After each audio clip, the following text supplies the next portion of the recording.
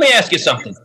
You claimed it was because of a hacked materials policy. I find that facially highly dubious and clearly employed in a deeply partial way.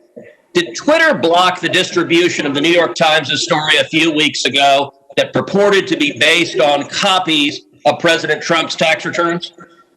We didn't find that a violation of our terms of service and this policy in particular, because it was reporting about the material. It wasn't distributing the material. Okay, well, that's actually not true. They posted what they purported to be original source materials, and federal law, federal statute makes it a crime, a federal felony, to distribute someone's tax returns against their knowledge. So that material was based on something that was distributed in violation of federal law, and yet Twitter gleefully allowed people to circulate that. But when the article was critical of Joe Biden, Twitter engaged in rampant censorship and silencing.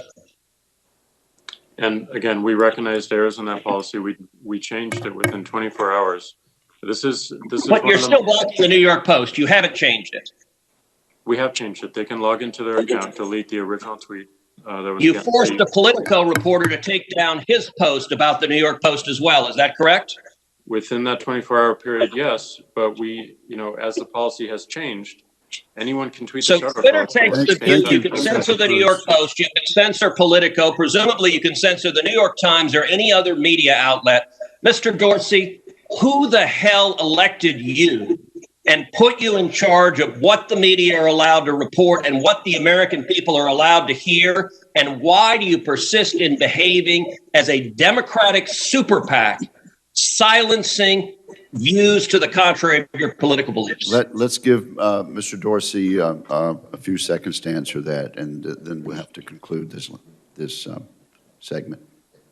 Well, we're not doing that, and this is why I opened this hearing with calls for more transparency.